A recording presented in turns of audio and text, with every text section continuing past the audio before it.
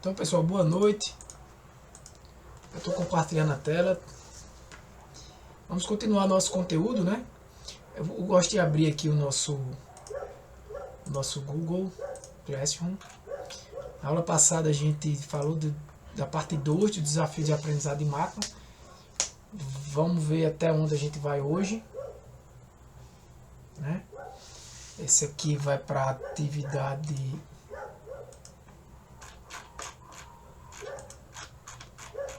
do tópico 13, né? Vou ver se eu consigo chegar no 14 ou falar alguma coisa, senão não tem problema, vai dar tempo. Eu tinha alguma programação de concluir em maio, né, essa parte que eu queria até o tópico 15, mas se não der, não tem problema, a gente tenta aí na segunda-feira uma aula extra. Mas enfim, o conteúdo vai ser dado sem sombra de dúvida, né? Inclusive, eu queria dizer a vocês que muito provavelmente a gente não vai ter aula em julho, mas eu vou deixar o projeto para vocês fazerem com calma aí, até para botar alguma atividade em dia, as últimas, né? Não é botar desde a primeira semana em dia, não, porque aí fica sem sentido, mas se ficar alguma atividade fora, né? Por exemplo, essa última que eu botei, 4 pessoas. Aqui 7. Aqui 16. Então você vê que tem uma turma aqui, ó, de 16 até a 10ª, né? 21. É normal que vai caindo, tá, gente? Aí você vê aqui que pelo menos 15, né? Se você chegar aqui até a 10ª, lógico que tem gente que talvez tenha feito uma, não tenha feito a outra, mas se a gente permanecer aqui nessa média, pelo menos entre 10 e 15 alunos, né, pode ser que tenha uma atividade ou outra que você não faça na data, né, e consiga complementar depois, mas já tem um projetozinho, porque eu posso alterar esse curso, não as aulas, mas o projeto até o final de julho sem problemas. E aí vai estar de férias, mas aí vocês podem ficar fazendo o projeto. Quando for em julho, a gente pega um dia só para tirar alguma dúvida, abordar os projetos, né? As aulas de projeto, a dúvida sobre o projeto, digamos assim. Eu vou abrir aqui o conteúdo. Hoje a gente vai comentar, né? Concluir essa parte de desafios do aprendizado de máquina. Esse foi um termo assim que eu utilizei para falar de vários temas importantes, né? Que são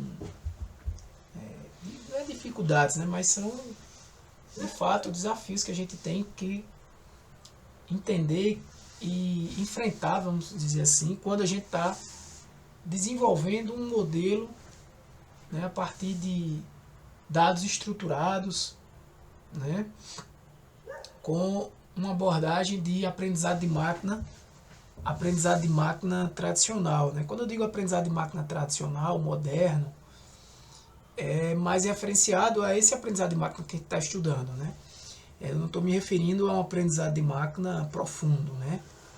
Que chama-se de Deep Learning. Então, assim, um dos grandes desafios que a gente tem é essa questão da maldição da dimensionalidade dos teus dados, né? E o que é isso? Dimensionalidade é a dimensão dos teus dados, né? A grosso modo, a quantidade de atributos, de características, de preditores, assim como você queira chamar essa galera que você tem, né? Você pode ter preditores, você pode chamar de preditores, atributos. Na estatística é comum a gente chamar de preditores. Na aprendizado de máquina a gente chama muito também de atributos. Também muitas vezes chama-se de variáveis independentes na estatística, quando está se falando de regressão linear, multilinear. Mas basicamente é a mesma coisa. Então, quando você tem uma base onde a quantidade de dados, né, de variáveis é muito grande, você começa a poder ter um problema, né? Aparentemente você acha que quanto mais informação que você tiver, melhor o teu modelo, né, vai ter caminhos, digamos assim, para encontrar respostas. Vamos trabalhar com a classe binária, né, para encontrar respostas para aquela estimativa, né, de qual será a melhor classe. Assim a gente imagina, quanto mais informações eu tiver, melhor. Mas veja, aqui eu estou falando de dimensionalidade horizontal dos dados, né? Estou falando de atributos, não vertical, né? O que também, por algumas vezes, torna-se um problema quando você tem uma grande quantidade de dados também, né? Não só um problema relacionado ao desempenho, né? A eficiência do teu modelo aprender, mas também ao fato de você ter problema com o próprio modelo que você vai gerar a partir dali. Né? Tem casos em que a quantidade de dados não indica obrigatoriamente que aquele modelo vai ficar melhor do que um modelo que tem uma quantidade de dados menor. Às vezes os dados, alguns dados extras que estão ali, eles estão mais atrapalhando do que ajudando. Isso é variado, pessoal. Não tem uma regra. Se tiver mais dados vai ser melhor, se tiver menos, não. É análise, é olhar, é interpretar, é testar, entendeu? É aquele, quanto mais vocês fizerem, mais a prática vem. Então, o excesso de dimensões causa o quê? Espaços esparsos, deixa os dados esparsos, no espaço multidimensional. Dificulta muitas vezes a identificação de padrões confiáveis e pode gerar overfitting. Ou seja, overfitting é aquele conceito em que o teu modelo ele fica muito bem ajustado para os dados do treino. Na fase de treino ele consegue ali aprender, né? E tu ajusta ele, e ele consegue te dar uma boa resposta ali no treino, ou até mesmo você validando ele, ajustando ele para próprio, mesmo com validação cruzada, você pode deixar ele muito bem ali para o resultado da validação cruzada, né? O que não necessariamente vai dar um bom resultado no teste. Claro que a validação cruzada ela ajuda você a evitar o overfit, mas não necessariamente vai te dar essa garantia também, porque pode ser que o teu modelo fique bem ajustado ali para dar bons resultados na validação cruzada, com os dados do treino, que não deixa de ser dados de treino, né? A validação cruzada você está validando, mas está aprendendo com os dados do treino. Agora, treinar e validar com os próprios dados de treino, aí é certeza de ter muita chance, não é certeza de ter um modelo muito bem ajustado por treino, né, com overfit, mas tem muita chance disso. Então, imagine que tu quer, por exemplo, analisar uma base de dados que tem altura e peso. Tu consegue visualizar isso até graficamente. Agora, imagine que tu tem 100 variáveis. A quantidade de combinações, até visualizar isso é impossível, né? Você não tem como visualizar mais do que 3 dimensões. Até 3 dimensões você consegue, né? Se você está falando de um problema de classificação, você consegue 3 dimensões e consegue desenhar 3 dimensões e consegue mapear as classes por cores, né? Ou por formatos, né? De triangular, quadrado, para representar alguma classe diferente, ou letras, enfim. Num problema de classificação, você consegue até 3 variáveis no espaço tridimensional. No problema de regressão, você consegue 2 variáveis, né? E a terceira seria o próprio valor. 2 variáveis de entrada, e a terceira dimensão já seria a classe a qual... A classe não, né? Mas o campo, né? O valor ao qual você quer estimar, né? A variável ao qual você quer estimar.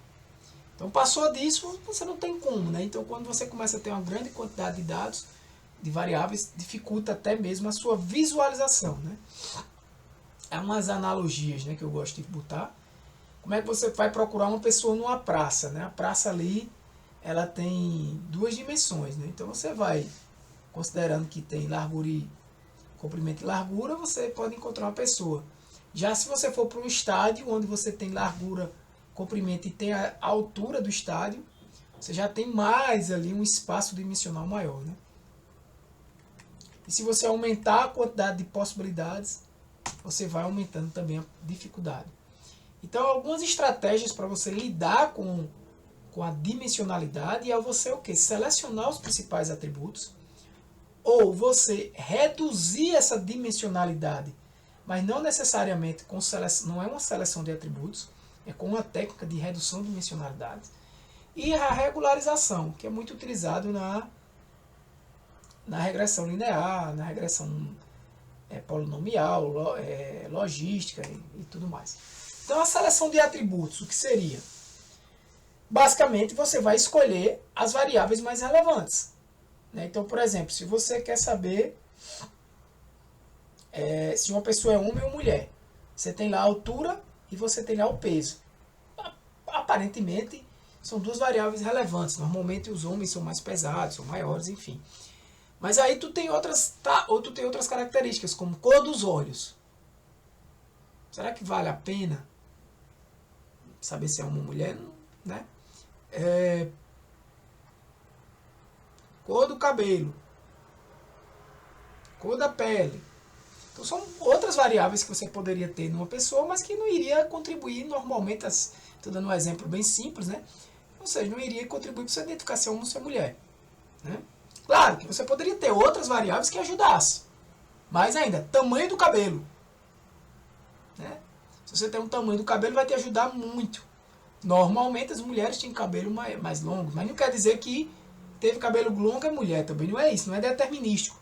Ou teve cabelo curto é homem, não. Mas na hora que você junta a pessoa que é alta, pesada, e tem um cabelo médio.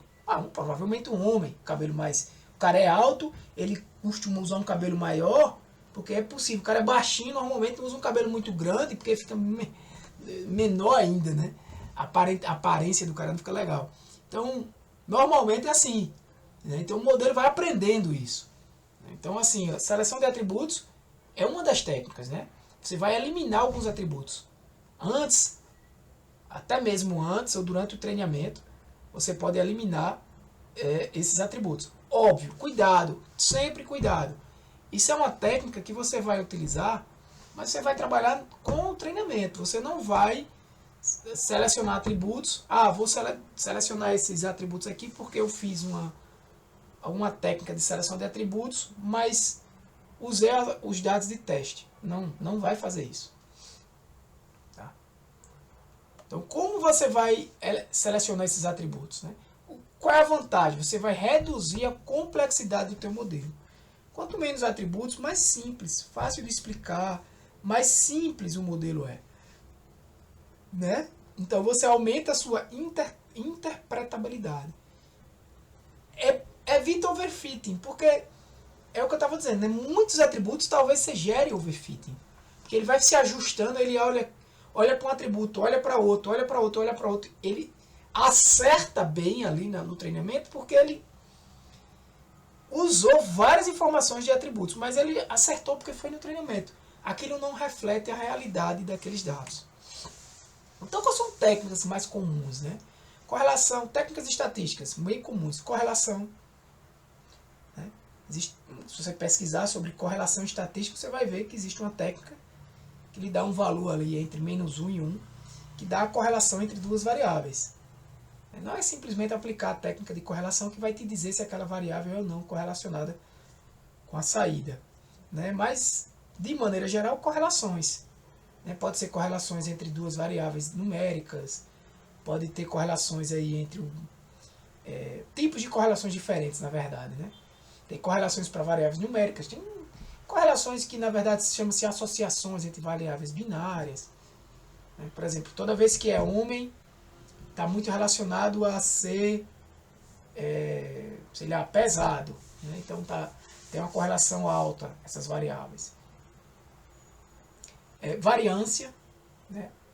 Descarta variáveis quase constantes, ou seja, aquelas variáveis que praticamente, imagina aí, tu está fazendo uma modelagem e tem uma variável lá que todos os valores, por exemplo, tipo de curso, aquele meu modelo lá, tipo de curso, todos os valores é curso técnico, tipo de curso, técnico. Aí tem 5.000 exemplos, tem 10 exemplos lá que é especialização técnica. E 4.950 que é técnico. Uma variável que tem uma baixa variância. Provavelmente você pode eliminar aquela variável. Aí testes de significância, né? Aí quem for pra... Por isso que aprendizado de máquina e estatística, pessoal, eles são primos ali, sabe? Legítimos. Tem que tem que estar estudando em parceria, sabe? Então, Q quadrado, ANOVA, você consegue, são testes de estatística que você consegue verificar se uma variável é importante ou não. Por exemplo, eu utilizei um teste de estatístico não paramétrico, se eu não me engano foi o chamado, que ele verifica, por exemplo, uma variável como tipo de curso. Aí tem lá 8 tipos de curso. Eu quero saber, será que vale a pena eu usar essa variável? Né? Na realidade, eu usei esse teste para justificar os valores ausentes. Por exemplo, tinha lá vários tipos de, um exemplo, né? Vários tipos de curso, mas algumas variáveis eram em branco, não tem informação.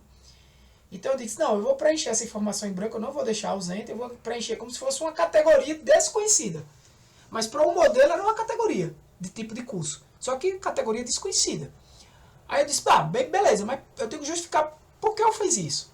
Então eu fiz um teste estatístico, que na época eu relacionava essa variável com a variável de saída, que era uma variável contínua, numérica, era um problema de regressão que eu tinha. Então, essa variável era uma variável categórica, que tinha lá umas 6, 7, 8 categorias, ou mais, e tinha a variável de saída, que era uma variável numérica. Então, assim, como é que eu faço para dizer, ó, esses valores ausentes na variável categórica, eu vou preencher como se fosse uma nova categoria. Mas eu vou fazer isso por quê? Porque eu fiz um teste estatístico para verificar, vamos lembrar o nome do teste, para verificar se a distribuição, veja bem, o que é que eu fiz? A distribuição dos valores para cada categoria dessa, categoria 1, puxava aqui os valores dela na variável de regressão. Puxava aqui os valores. Categoria 1. Categoria 2. Categoria 3, 4, 5, 6. Então, cada categoria tinha o seu conjunto de dados. Então, ali, por exemplo, tinha uma média daqueles valores para a categoria 1, uma média para o outro, enfim. Então, eu fiz um teste. Não era para verificar se essas médias eram diferentes, até porque eu estava fazendo um teste não paramétrico. Teste não paramétrico já está usando. Não estou usando nenhum parâmetro. Não estou usando parâmetro nenhum. Nem, inclusive, não estou usando média, nem variância, nem nada. Então, o teste não paramétrico, para comparar, na verdade, eram as distribuições dos valores aqui da regressão para cada categoria dessa. Se a distribuição da categoria 1, dos valores para a categoria 1, era diferente para o da categoria 2, se era diferente para a categoria 3, 4, 5, 6 e assim por diante. Então, o que é que eu verifiquei? Se a distribuição dos valores dessa categoria que eu criei era diferente das demais categorias que existiam lá na base de dados. Se a distribuição era diferente, então é importante que eu mantenha aquele atributo e que faz sentido eu separar, não eliminar inclusive esses registros que não têm informação e separar eles como uma categoria só, porque eles têm uma característica intrínseca neles. Qual é? Eles têm uma distribuição dos dados que é diferente das distribuições das outras categorias. Tá? Ou seja, os valores da variável de saída para essa categoria que eu criei tem uma distribuição diferente dos valores da variável de saída para a categoria 1, 2, 3, 4, 5, 6 e assim por diante. Naquela variável. Se vocês não entenderam o que eu estou tentando aqui, eu tento explicar melhor ali no Paint, alguma coisa do tipo, eu até pego os dados mesmo que eu tinha. Tá? Mas é só para tentar mostrar para vocês que eu usei um teste, isso tudinho para dizer que eu usei um teste de significância para manter na realidade o atributo e para inclusive justificar por que eu criei uma variável nova ali, ao invés de usar aqueles atributos como nulos. Porque para o meu algoritmo, uma coisa é eu dizer que os atributos, que os valores são nulos, e outra coisa é eu criar uma nova categoria ali. O algoritmo não sabe o que é tipo de curso, o que é tipo de curso técnico, tipo de curso superior, ele não sabe o que é isso. Ele sabe que o técnico é diferente do superior, só isso. Mas ele não sabe o significado mesmo disso, né? Na nossa sociedade, vamos falar assim. Então, assim, o que eu fiz foi esse teste estatístico, que foi o Kruskal-Wallis. Acho que foi o Kruskal-Wallis. Ou seja, eu usei uma estatística para isso. Para isso tudo, para dizer a você que eu usei estatística. Para manter o atributo, para dizer, ó, faz diferença, porque esses dados diferem desse, então vale a pena eu deixar isso aqui. Por quê? Porque quando o modelo olhar para esse atributo, ele vai ver que esses... Quando o camarada tiver um valor dessa categoria, a resposta lá tem um comportamento diferente das respostas, variável resposta, aquela que eu quero prever, das outras categorias, né? Eu dividi a base, né, por categorias, e isso para uma variável, por exemplo, tipo de curso. Aí tinha lá, tipo de curso técnico, superior, especialização técnica, vamos dizer, né? Pós-graduação,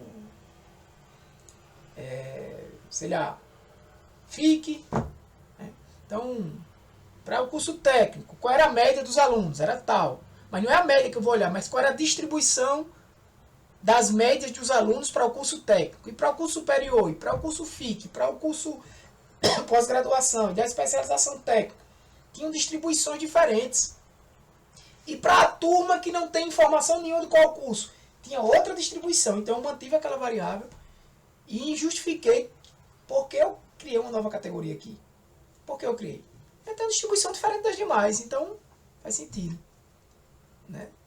Para isso tudo eu tive que usar um teste, mas aí eu tive que estudar estatística, por isso que eu falo que as duas coisas estão casadas. Também tem métodos baseados em modelos, ou seja, o próprio modelo ele seleciona o atributo, né? Meio que intrinsecamente. Né? Principalmente o Randall Forest, que é uma técnica aí de várias árvores de decisão. A gente não vai usar nesse curso porque não dá tempo. Tá? Esse curso, na verdade, pessoal, a carga horária dele, na prática, ele dá mais de que 39 horas. Porque só de aula aqui vai ser quase 30. Juntando com o tempo que vocês têm para fazer os exercícios, passa disso. Né? Então, mesmo assim, não vai dar tempo. Porque, infelizmente, eu não posso botar um curso acima de 39. Né? Regressão com regularização. A regularização é muito utilizada na regressão. A gente vai falar aqui daqui a pouco. Então, por exemplo, métodos automatizados para seleção de atributos.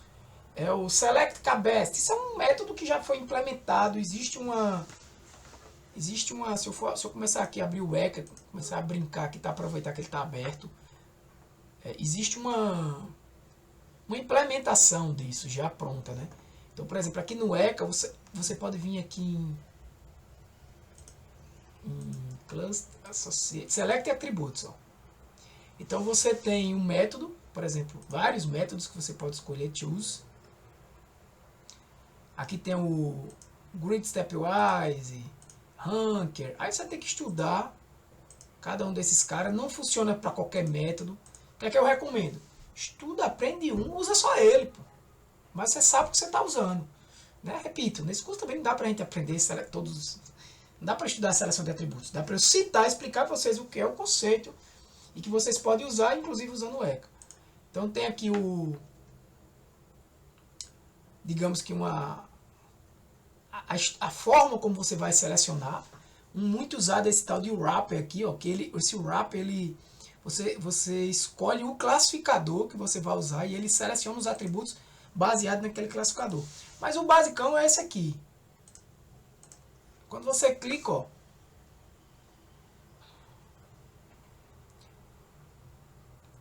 basicamente ele, deixa eu ver se tem mais. Eu gosto de olhar aqui, eu gosto de olhar no site mesmo, né? Mas ele é isso aí, ó. Basicamente avalia, vamos ver se eu consigo entender, a importância de um subconjunto de atributos, considerando individualmente a capacidade de prever, né? A variável resposta, né? Para cada feature e atributo. Feature é uma palavra muito usada no aprendizado de máquina para esses atributos, né?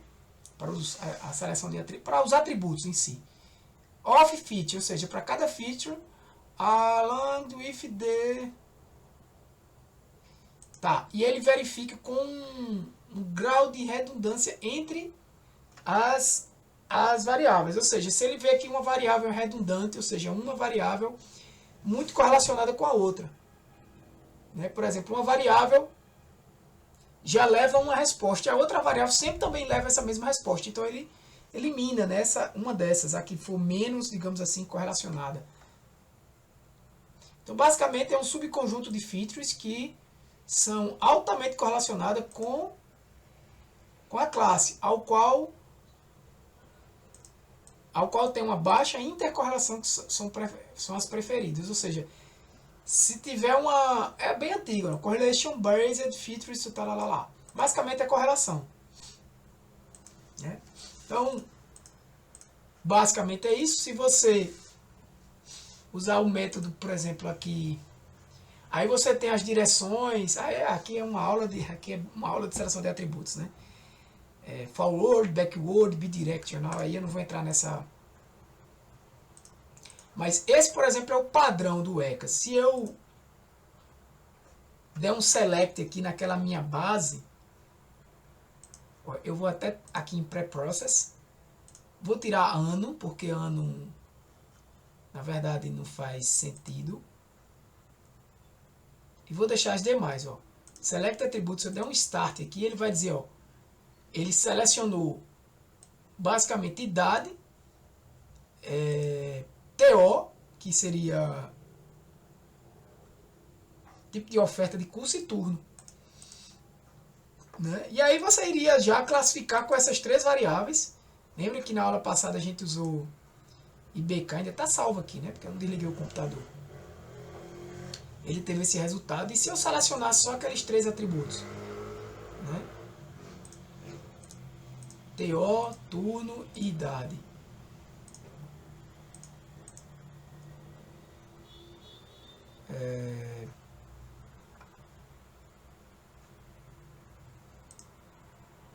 Inverte.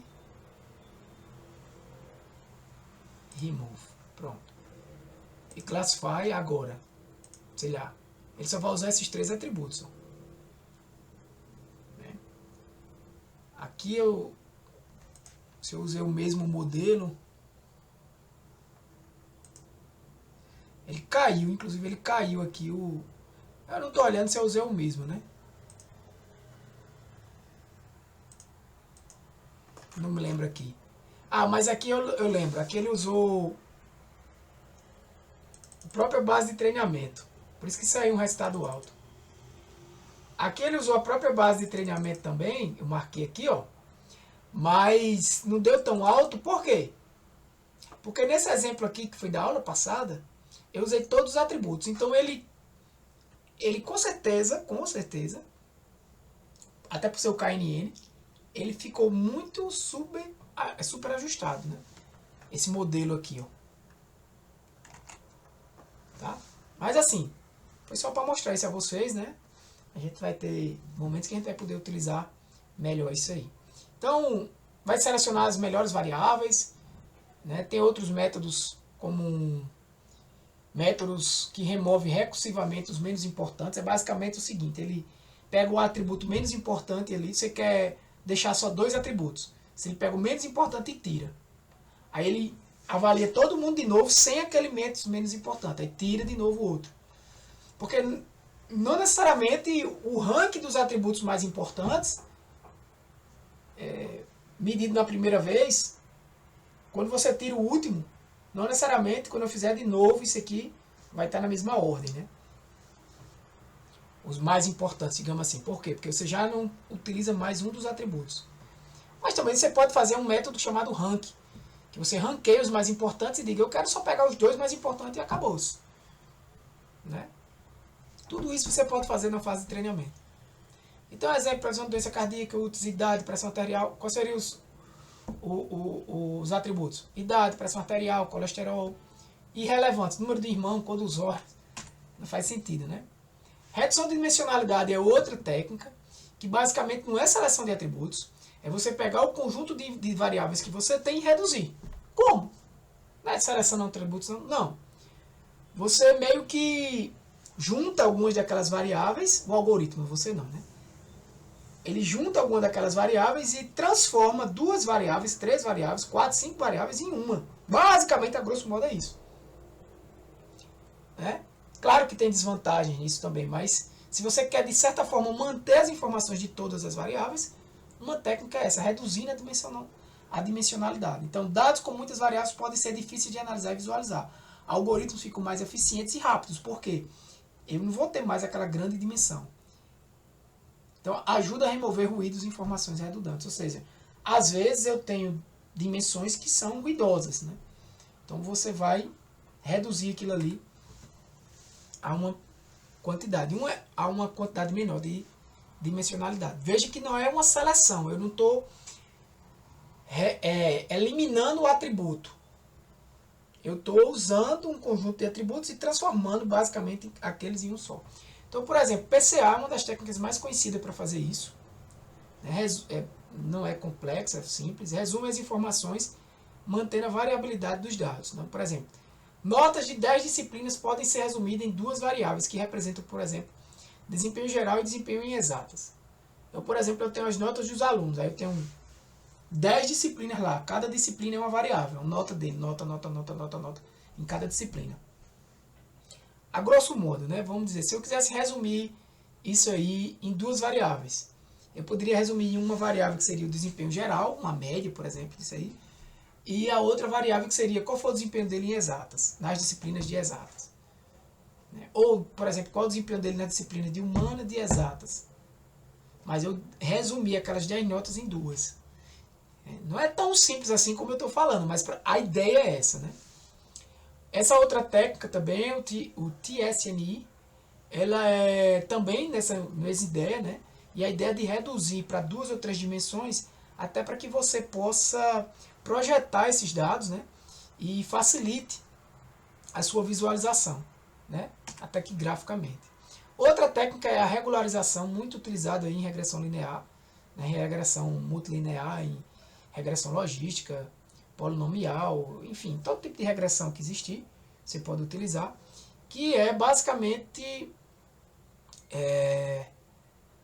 baseado em 2 métodos, né? Lasso e Ridge. Uma você pode zerar o peso de uma variável, ou seja, se você zera o peso de uma variável, aquela variável não tem influência no resultado final, porque o valor dela vai ser multiplicado por 0. Então não vai fazer nada diferente no resultado final. Ou você reduzir bastante o peso daquela variável, mas não zerar. A grosso modo seria isso aí. Regularizar. Esses valores de L1 ou de L2 são valores que eu poderia dizer que são parâmetros que o modelo tenta encontrar. Na aula passada a gente estudou sobre hiperparâmetros. Hiperparâmetros são valores que você tenta ajustar no modelo, né? Você tenta informar o algoritmo valores que ele deve usar para aprender aqueles dados.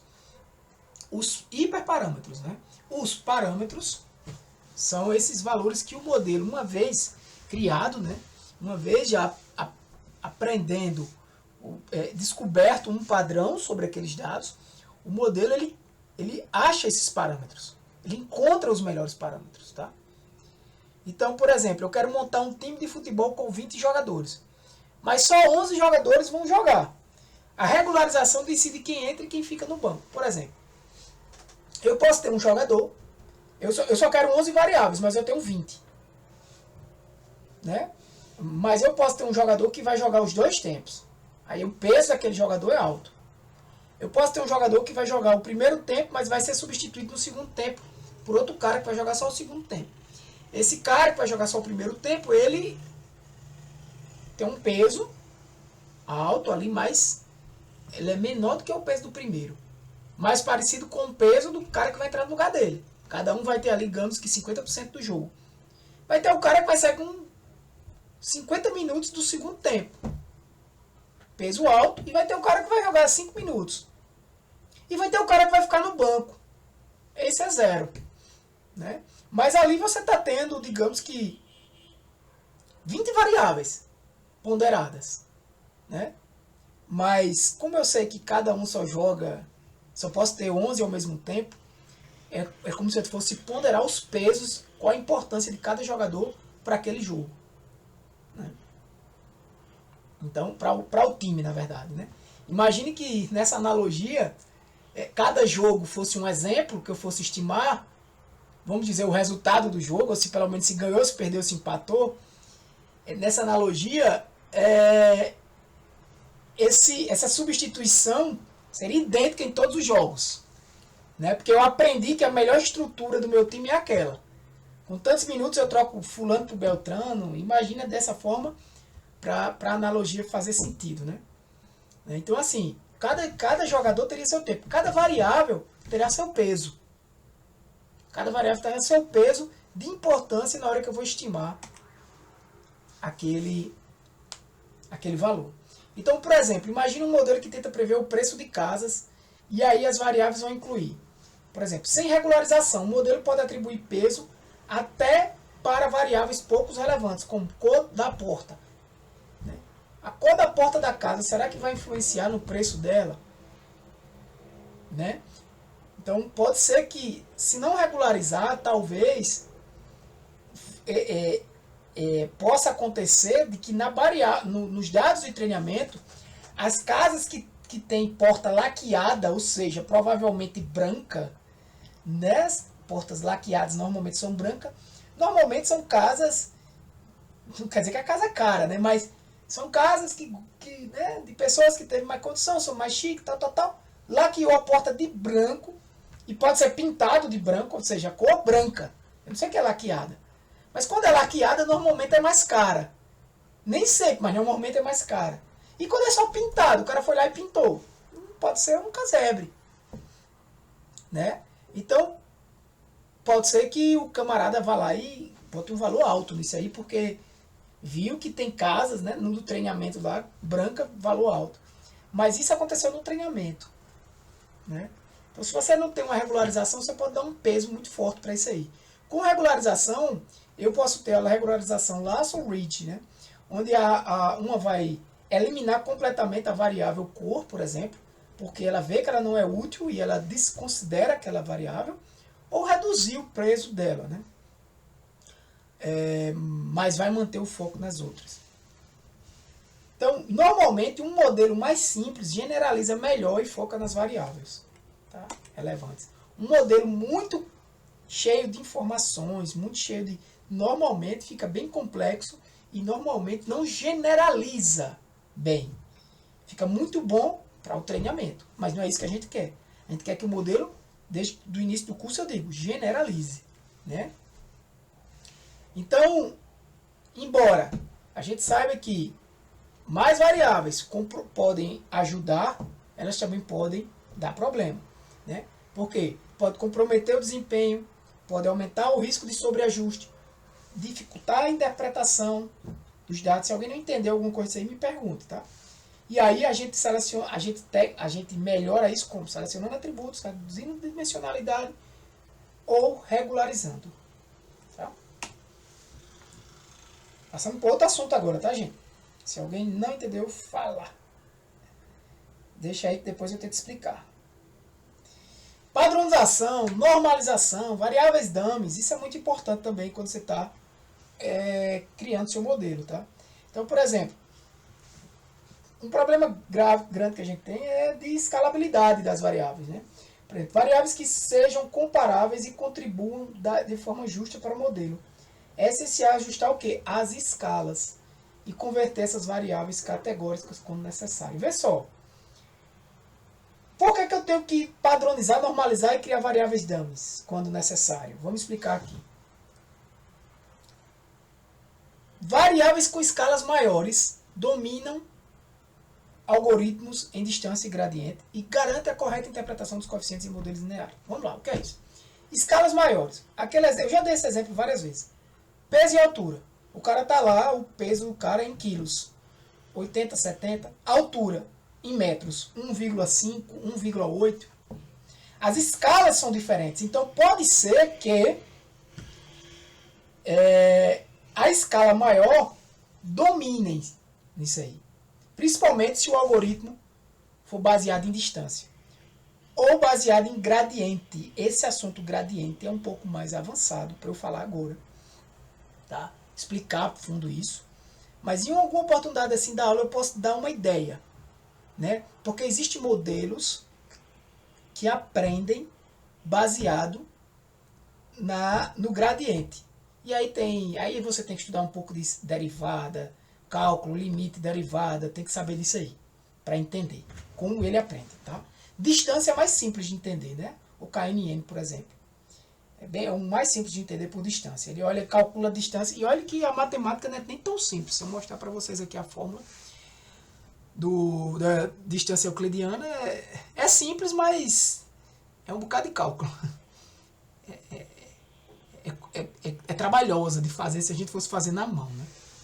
Mas ele calcula as distâncias entre as variáveis. Por exemplo, imagina aí a distância de um cara que tem 1,78 m para um cara que tem 1,81 m. Qual é a distância? Em metros. 0,03, né? É um valor bem baixo.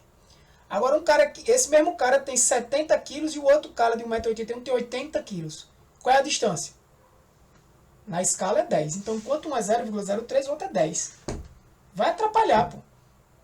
Ou seja, ele vai dizer que no cálculo da distância, ele vai dizer que esse cara, que essa variável aí tá bem pertinho. 0,03. Aí tem outro cara que, por exemplo, tem 1 metro, um tem 1,78, outro 1,81. Aí o outro cara tem 1,60 m. A distância para 1,78 m e 1,81 m tá 21 centímetros, né? Mas mesmo assim é o quê? 21 centímetros aí tá 0,21, né? Metros. Não é isso? Se eu não estiver calculando errado aqui de cabeça, tá? Vocês entenderam? É uma diferença pequena, menos de 1. Mas esse mesmo cara, na outra variável, tem 60 quilos. Ele vai estar bem distante. Eu não vou dizer 60 quilos, eu vou dizer que ele tem 68 quilos. Ele vai estar ali a uma distância de 2 do cara de 70 quilos. Mas o algoritmo vai considerar que ele está bem distante ainda. Né? O outro está muito mais distante, porque tem uma distância 10. Entende? Então, assim, a escala é muito importante na distância. Né? A escala é muito importante. Ele vai dizer que o cara está muito, mas muito distante mesmo do outro. Muito distante mesmo do outro. Porque ele tem uma diferença ali de valor, né? Na escala, um valor bruto de 10.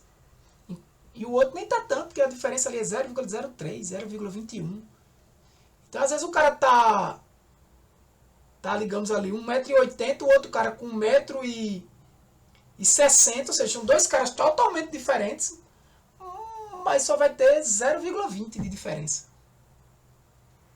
Ele vai considerar que aqueles caras estão muito próximos. E o peso dos caras, vamos dizer, a diferença de 10 quilos. Ele vai dizer, ele está muito longe, porque 10 quilos de diferença, enquanto a diferença de 0,2, esse cara é 0,2, quer 0,2 para 10. Né?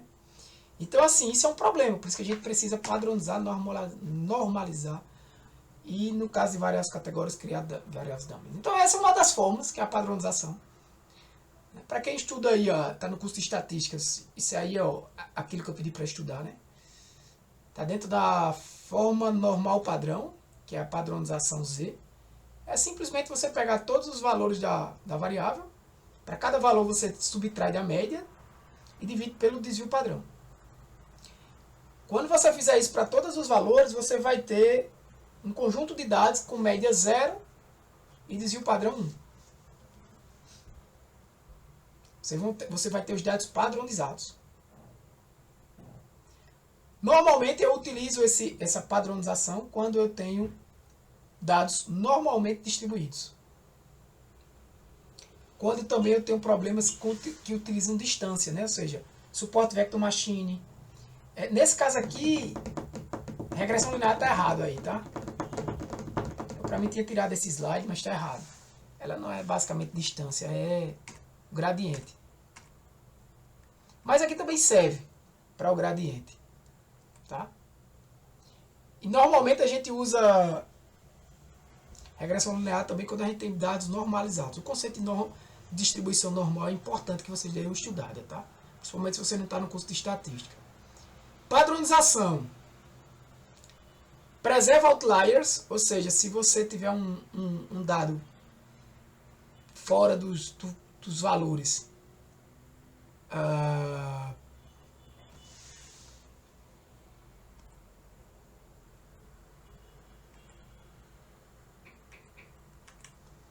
ele consegue ser mais robustos aí a esses outliers, tá? E os dados, uma das desvantagens é que os dados, mantém a estrutura dos dados, né? Porque você consegue inclusive voltar aqui ao valor, né? Você tem o valor de Z, tem a média e tem o desvio padrão, você pode voltar ao valor X.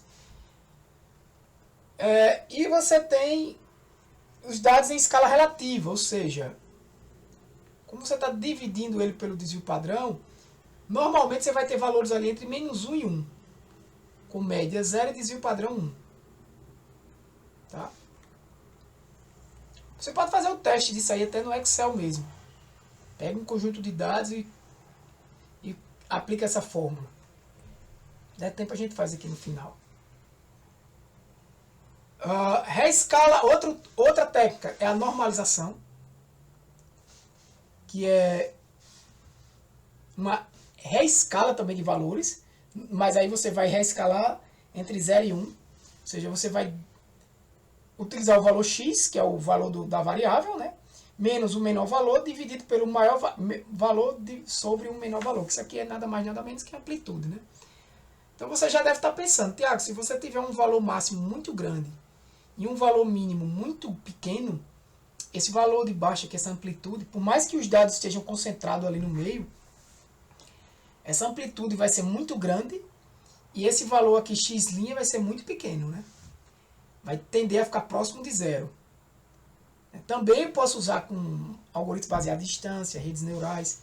O que vai mais alterar aí é se você, depende do que você tem, da distribuição dos teus dados, né?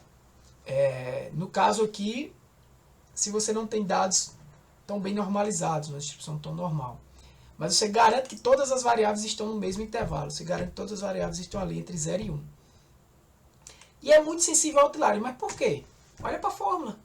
Se tu tiver um outlier aí, ou seja, um valor máximo muito grande, teu valor aí, teus valores vão ficar muito, muito pequenos nessa variável. Não sei se você consegue entender. Imagina aí que tu tem duas variáveis, né? Peso e altura. Aí tu tira a média do peso e tu tira a média da altura, maior peso, maior altura, menor peso e menor altura. E tu calcula isso aí. Se por acaso tu tiver dois caras lá, dois Néfilins lá, né? Néfilins, já ouviram falar? Néfilins. Acaba com 2 metros, 2 Golias lá, 2 metros não sei quanto. E um anão lá no meio dos dados. O que é que vai acontecer com a normalização da variável altura? Você vai ter embaixo uma amplitude, né, alta, grande, e os dados normalizados da variável altura vão ficar próximos de zero ali. Vão ficar 0,1, 0,1, 15, 1, ou seja, são valores, por mais que fiquem entre 0 e 1, mas vão ficar onde ali? 0,3, 0,4, não vai ter valores ali perto de 1. Enquanto no peso, se você não teve esse problema, os caras estão ali entre 60 quilos, 95 quilos, tal, mais concentrados os dados, você não vai ter esse problema, né? Aí você vai ter valores ali com 0,1, 0,9. Então, por mais que fique entre 0 e 1, tu ainda vai ter uma variável ali mais, digamos assim, preponderante, mais importante. Então ela fica muito sensível a outliers. Então tem que ter cuidado quanto a isso aqui. Às vezes eu prefiro usar até mesmo a padronização, quando os dados, mesmo os dados não sendo uma distribuição normal por causa disso. Aí, por exemplo, você tem uma variável que foi o que eu acabei de falar, né? Que vai entre 0 e 10 mil e outra que vai entre 0 e 10. A primeira terá peso muito maior em modelos como o KNN, mesmo que não sejam mais relevantes. Então, padronizar ou normalizar resolve esse problema. Tá? Entendido, né? Isso aí, pessoal. Variáveis dummies, o que são elas? Variáveis categóricas, muitas vezes precisam ser transformadas em variáveis numéricas antes de entrar em modelos preditivos.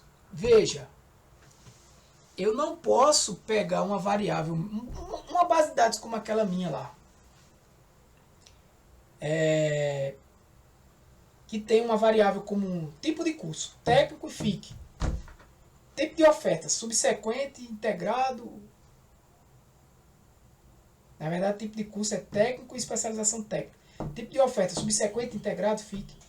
São variáveis categóricas. Eu não posso pegar esses dados e mandar para uma regressão logística. Ela não entende. Eu preciso transformar essas variáveis categóricas em valores numéricos. Em valores, em números. Como é que eu faço isso? Há várias formas. Né? Uma muito utilizada e a mais comum é transformar em variáveis dummies. Ou seja, você vai criar uma nova variável binária, 0 ou 1, para cada categoria. Não é para cada variável não, é para cada categoria da variável. Se você tem N categorias, você vai criar N, aprenda isso, N-1 colunas para evitar o problema da multicolinearidade, que é a regra do Dirichlet. Eu vou explicar isso aí. Você tem lá, vou explicar uma bem simples, sexo, masculino e feminino. Masculino e feminino, somente. Só tem duas opções. Então você tem duas categorias. Variável sexo, duas categorias. Você vai criar uma variável nova, sexo, que vai ser o quê? 0 ou 1. Mas é 0 ou 1 para cada categoria. Então vamos lá. Então se for homem, sexo homem. 0 ou 1? 1. Então é um homem. Logo, a variável sexo mulher é 0. Né? Então sexo homem é 1, sexo mulher é 0. Perfeito? Só que ele disse o quê? Crie N-1 categorias. Então se eu tenho duas categorias, que é homem, é macho, MF, né? Macho, masculino e feminino. Se eu tenho essas duas, eu vou criar só uma nova variável. A variável sexo, com os dados categóricos lá, vai sumir. Vai surgir o quê? Uma nova variável sexo dummizada, vamos dizer assim. Sexo dummy. Que vai ser o quê? Tá, eu tinha duas categorias, mas ele disse que cria apenas duas, N-1, então eu vou criar só uma. Por quê? Porque eu vou criar uma para identificar, por exemplo, se o sexo é o masculino. Se eu botar 1 lá, ele é masculino. Se eu botar 0, é feminino. Não precisa eu ter outra variável. Você está entendendo? Sexo M, sexo F. Sexo M, 1. Obrigatoriamente, sexo F vai ser o quê? 0. Óbvio. Sexo M, 0. Obrigatoriamente, sexo F vai ser 1. Então não precisa de duas variáveis. Eu não preciso de sexo F. Só preciso de sexo M. Vai identificar se é homem ou se não é. Pronto, aquela variável ali. Ou é 1 ou é 0. Se eu tiver 3, curso, subsequente, integrado e FIC, 3. Eu vou criar duas novas variáveis. Aquela variável tipo de curso vai sumir, tipo de oferta vai sumir, e vai se criar duas variáveis. Qual é? É curso técnico, 1 ou 0. Pode ser 1 e pode ser 0. Desculpa, é curso técnico, não é curso subsequente, 1 ou 0. É curso FIC, 1 ou 0. Pronto, acabou-se. Eu não preciso perguntar se é curso integrado. Porque entenda, se for curso subsequente, não vai ser FIC, vai ser 0. E nem vai ser integrado. Se não for curso subsequente, se for 0, pode ser que seja FIC. Aí o FIC vai ser 1. Mas obrigatoriamente não vai ser integrado. Se não for subsequente e nem for FIC, é porque é integrado. Então, quando for subsequente, vai ficar como? 1, 0, 0. 1 para subsequente, desculpa, 1, 0. 1 para subsequente, 0 para FIC. Eu já sei que é subsequente. Quando ele for FIC, 0, 1. 0 para subsequente, 1 para FIC. Né? E quando for integrado, 0, 0. Porque nem é subsequente, nem é FIC. Não precisa eu ter as 3 categorias. Dúvidas, vai escrevendo aí. É o exemplo aí. Ó. Solteiro, casado, divorciado. Eu vou criar duas colunas. Uma solteira e vou botar um 1 se o cara for solteiro e 0 se não for. Casado, vou botar 1 se é casado e 0 se não for. E se for divorciado? Ele vai ter 0 em solteiro e 0 em casado. Mas veja que eu não tenho mais categorias, agora eu tenho valores, 0 e 1, 0 e 1. Se for as duas 0, é divorciado. Entendeu? Então, cuidados. Variáveis categóricas ordinais devem ser analisadas para decidir se precisam de danos ou codificação ordinal. Veja, às vezes eu tenho uma classificação que faz diferença para o meu modelo. Por exemplo, eu estou selecionando um concurso, né? Vamos dizer, um concurso não, mas uma avaliação de recursos humanos, e eu quero dar uma nota para meus candidatos, para não ter que avaliar todos os candidatos. Eu criei uma IA que vai analisar, vai aprender os dados de candidatos e vai ver as notas daqueles caras, baseado no currículo dele, e vai ler aqueles dados do currículo dele que o cara preencheu e vai dar uma nota, né? Aí o cara vai lá, escolaridade, aí tem ensino médio, superior, especialização lato sensu, mestrado, especialização estrito sensu, doutorado. Sim. Bom, eu posso, vamos considerar que eu estou analisando aqui candidatos a ser professor, tá? Porque fica mais... E normalmente não, mas o cara que tem o doutorado, de acordo com minha base de dados, é um cara que tem um nível de produção maior lá nas escolas anteriores, né, que eu estudei. Vamos considerar. E mestrado tem essa tendência, né? Isso influencia na minha avaliação final do meu professor. Então eu quero criar um modelo que vai analisar aqueles currículos daqueles professores e vai dar uma pontuação a ele. Então veja que essa variável, se eu dumizar ela, né? Se eu criar uma variável dummy aí, eu vou fazer o quê? Eu vou eliminar uma, né? Vamos dizer, eu posso eliminar ensino médio e fazer aquele esquema. Sempre que uma delas for 1, é porque as outras é 0. E quando todas as 4 aqui for 0, é porque era ensino médio. Show! Só que essa variável ela tem um conceito mais ordinal, onde o valor do doutorado tem uma relação com a pontuação dos professores, tem uma produção acadêmica maior. Vamos dizer assim. Isso, a pontuação dele é maior. Em geral, não quer dizer que isso sempre vai acontecer, mas pelo modelo ele tende a aumentar a pontuação. Vamos considerar isso. Então, não seria interessante. Aí o cuidado que está se dando é isso aí. Então, talvez ali você tem 5 categorias, você pode colocar 0.1, 0.3, 0.5, 0.7, 0.9. Né? Ou se você quiser ser mais 0.1 até 0.5, enfim, como você quiser. Né? Mas talvez aí você vai criar uma variável só e transformar dessa maneira. Isso faz parte da transformação e tudo você tem que justificar. Por que você fez assim? Não, porque tem uma variável ordinal aqui, é importante, esse conceito, então eu tenho que formar isso aí para o meu algoritmo. E sempre excluir uma coluna para evitar multicolinearidade. Multicolinearidade, pessoal, é quando uma variável preditora vai estar muito correlacionada com outra variável preditora. E preste atenção, vamos botar lá duas variáveis binárias, botar as duas, tu criar duas, né? Duas variáveis, 1 e 0. Então, sempre que essa é 1, essa é 0. Sempre que essa é 0, essa é 1. 100% correlacionadas. Isso não é bom. Isso não é bom para o modelo. Então, você tem que eliminar uma. Eu já falei isso aí antes. Então, aí alguns exemplos de variáveis que não sejam variáveis categóricas. No caso aí do o KNN, você até conseguiria utilizar, tá? Eu botei aí, mas até que você conseguiria utilizar uns tipos de... por exemplo, uma categoria igual, ela é 0. Ser diferente, ele já dá um erro 1 ali. Mas o bom é você sempre padronizar ou normalizar e utilizar variáveis dummies.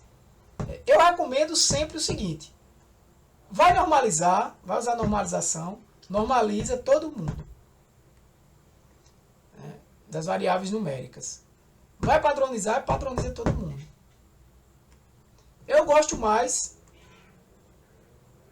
de usar normalização e dummies. Aí fica todo mundo ali entre 0 e 1 e acabou-se. Então, ó, vantagem. Permite incluir variáveis categóricas no modelo, né? Modelos que não aceitariam variáveis categóricas, e aumenta o número de variáveis. Agora a desvantagem, né? Como você vai... Você aumenta muito o número de variáveis, né, gente? Você aumenta muito. Porque imagina aí uma variável que tem 10 atributos, 10 categorias. Você vai criar 9 variáveis novas ali. Vai tirar uma, né? Uma vai se transformar em 9. Vai adicionar 8, além do que já tinha.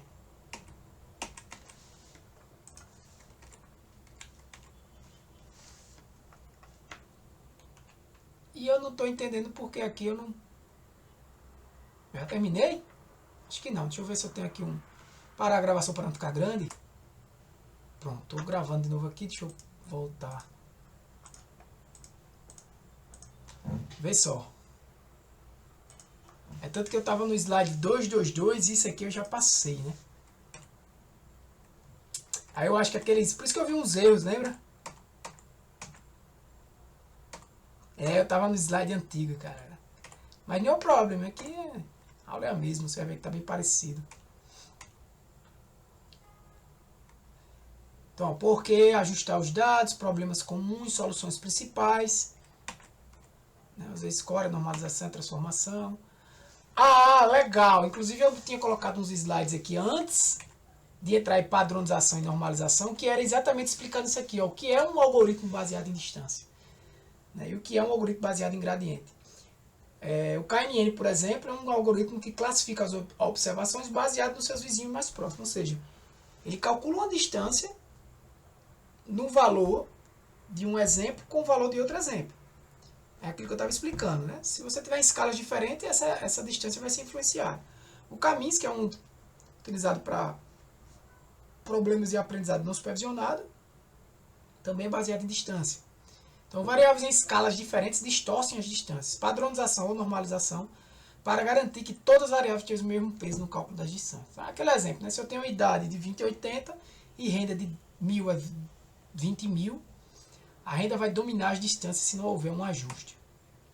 E o algoritmo baseado em gradiente, como regressão logística, rede neural, ele vai ajustando coeficientes, que é exatamente os seus parâmetros, não são hiperparâmetros, ele vai ajustando os seus parâmetros para prever as classes, né? Ou na rede neural a gente diz que ajuste os pesos, né? Os parâmetros da rede neural são os pesos, com base nesse gradiente para reduzir o erro. É mais ou menos isso aqui, galera. Ó, eu vou ver os slides que não tinha e vou explicar o que seria isso. Problema: escalas muito diferentes fazem com que o gradiente fique desbalanceado, resulta em aprendizado mais lento, instável, até mesmo soluções ruins.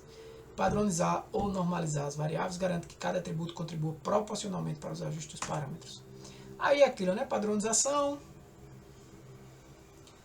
normalmente com dados normalmente distribuídos. Ó, veja que aí eu já não... Eu já não falei de KNN como um... Exatamente. Joguei ele mais para cá.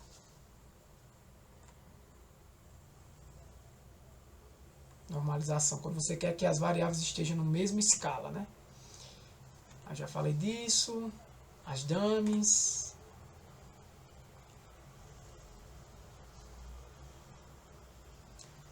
Alguns algoritmos, né, que não trabalham, eu falei também. Então você faz isso aí antes do treinamento. Antes de treinar o modelo que você vai criar essas variáveis, né?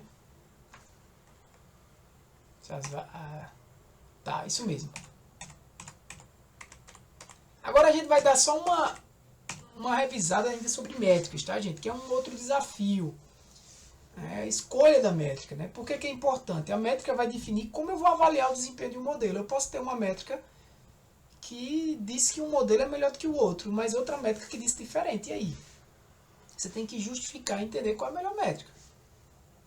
Você escolher uma métrica incorreta pode gerar conclusões equivocadas para o seu negócio. Então depende do objetivo do problema e qual o tipo de dado. Então a escolha da métrica também é um desafio. A gente já estudou as métricas, né? Não precisa entrar em detalhes, mas a escolha delas sim pode ser vista como um desafio. Então eu uso a acurácia normalmente quando eu tenho uma proporção de acerto. A acurácia, né, é uma proporção de acertos gerais, mas normalmente eu utilizo quando eu tenho uma proporção de classes parecidas. Né? Eu uso a precisão. O que é a precisão, na verdade? Né? É os acertos dentro dos positivos que eu previ. Dentro da. Eu estou falando de precisão. Porque veja, a precisão ela pode ser vista para a classe positiva ou para a classe negativa. Na verdade, a precisão pode ser vista para qualquer classe. Imagina um problema multiclasse, que não é binário. Eu quero classificar se o cara é alto, médio ou baixo. 3 categorias. Então eu vou ter a precisão para a classe alto, precisão para a classe média e precisão para a classe baixa. Agora, como normalmente a gente está trabalhando com problemas binários,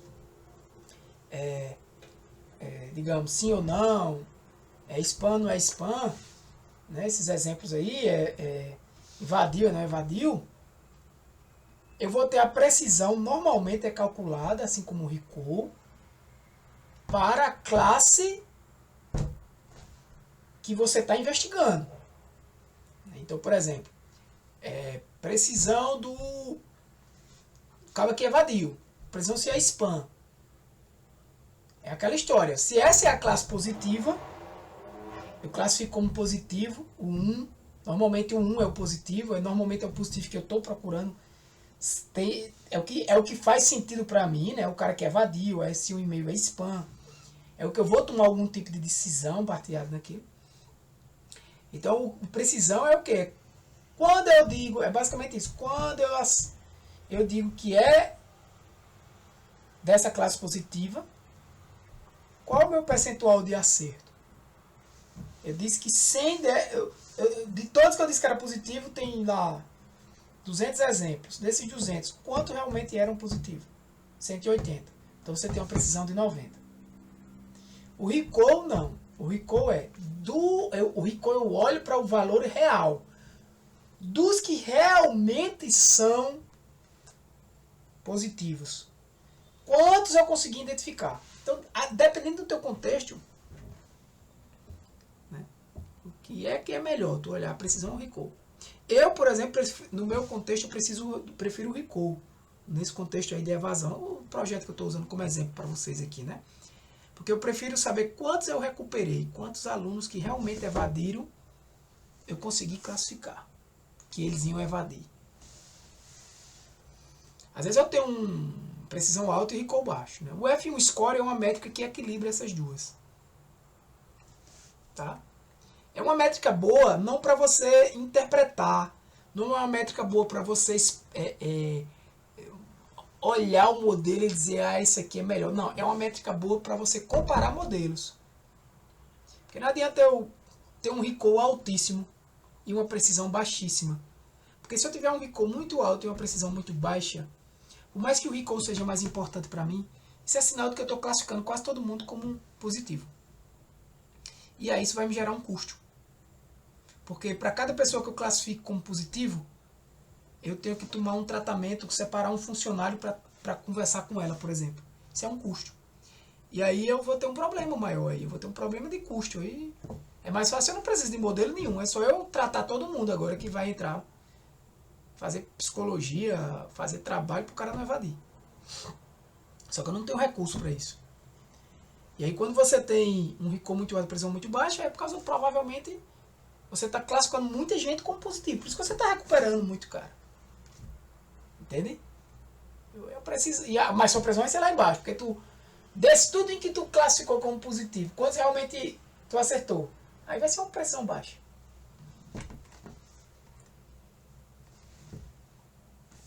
Métricas para regressão. Problemas de previsão de valores numéricos. MAI, MSR, MSR ao quadrado. A gente já estudou todos eles. Mas revisando aí, o MAI, ele vai te dar a escala, né, do erro mesmo. No teu contexto, por exemplo, tu tá dizendo que tu tá prevendo o valor de casa.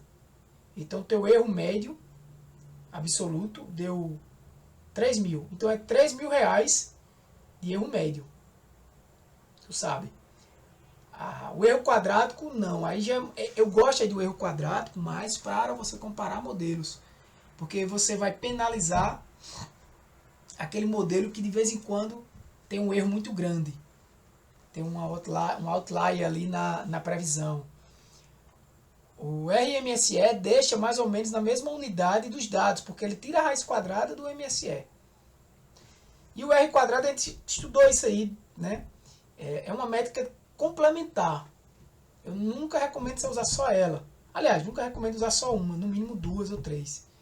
Mas ela é complementar, porque ela vai medir o que? A proporção da variância explicada pelo modelo. Preste atenção, não é basicamente se um modelo é melhor do que o outro, mas o quanto a estimativa explica a variância. O modelo explica a variância. Tipo assim,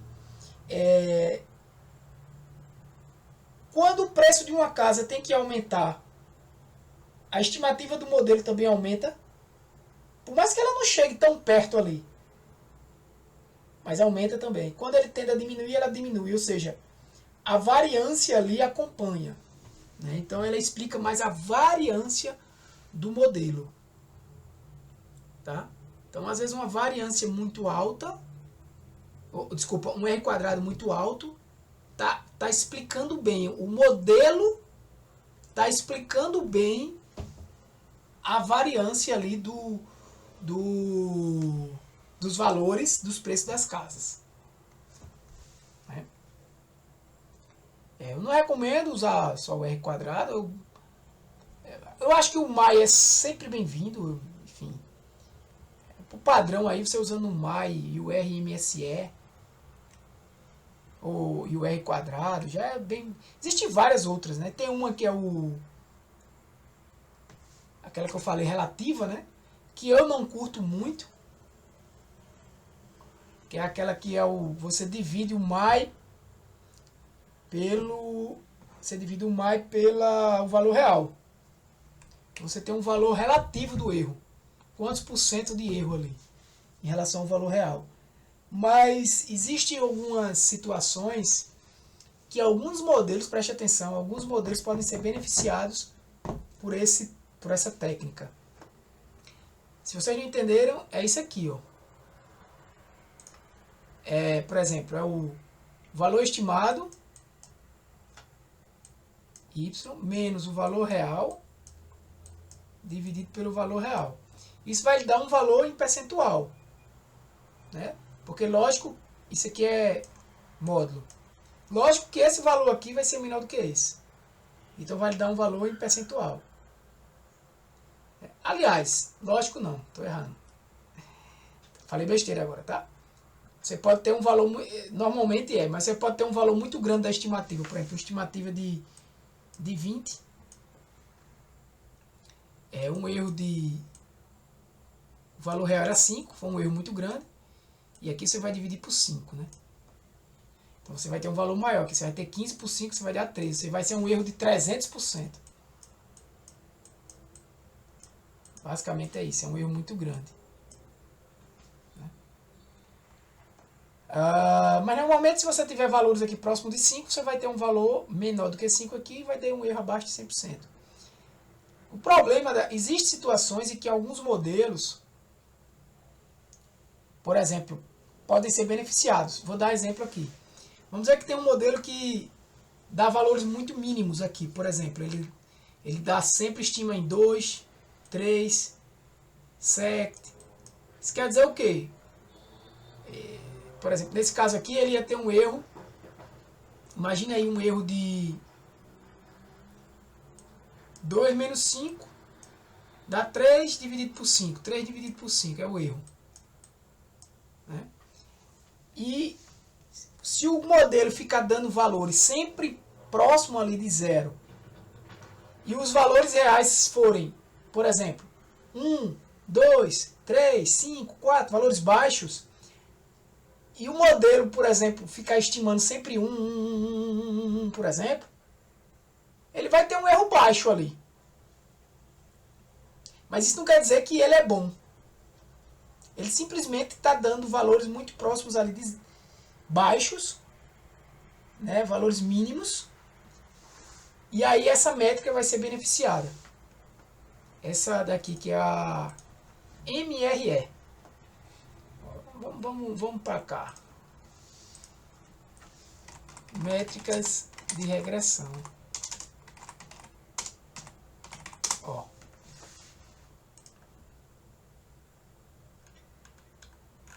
Deixa eu botar ela aqui, porque senão ela não aparece não.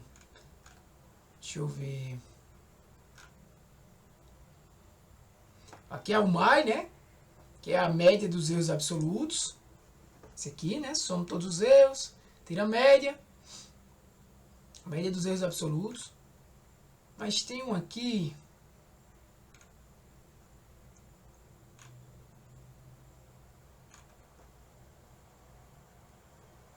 É mais ou menos essa daqui, o que eles chamam de map. Essa daqui mesmo. Ele vai tirar. É porque dependendo do contexto, ela é chamada diferente, sabe? Já vi ela como MMRE, mas enfim. Aqui ele está chamando de erro absoluto percentual médio, mas eu já vi ela chamando de magnitude.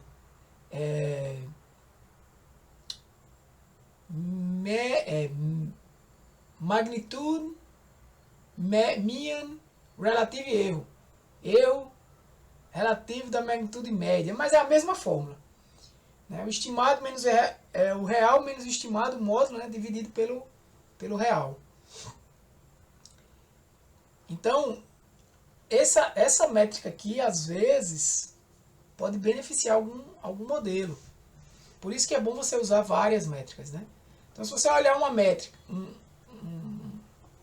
uma avaliação em que, para essa métrica aqui, o modelo está sendo muito bem beneficiado, analise. Ele pode, por exemplo, esses valores de Y aqui, o P aqui é o estimado, tá? E o Y é o real. Esses valores de Y aqui podem ser, por exemplo, valores próximos de baixos, valores 5, 4, 3, 2, e os estimados serem esses valores sempre baixos também. Então ele obrigatoriamente vai dar um erro baixo aqui. E o outro modelo não, o outro modelo dá um erro baixo, mas dá um 8, dá um 9, dá um 10, ele dá um erro maior, mas na verdade ele não é um modelo viciado. Que esse inclusive é um assunto que eu anotei aqui, não foi? Viés e variância e dados do teste. Lembrar disso, nem que seja na próxima aula. Não é um modelo viciado. O que é um modelo viciado? Um modelo que está sempre estimando ali, ó. Não tem uma não é que ele vai ter uma variância alta, né? Mas ele estima sempre. Imagina um modelo que sempre dá o mesmo resultado, a média. A média ela sempre vai dar o mesmo resultado. Ela tira a média dos dados de treinamento e estima todos os dados de teste com a média. Sempre o mesmo resultado. Esse é um bom modelo. Se a média fosse um bom modelo, galera, a gente não estava aqui estudando aprendizado de máquina, não. Usava a média sempre. Não vai ser um bom modelo. Né? Não vai generalizar bem. Essa é a questão.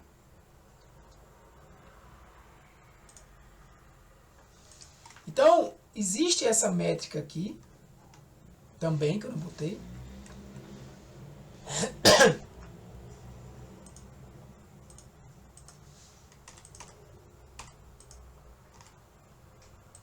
Paga não. Mas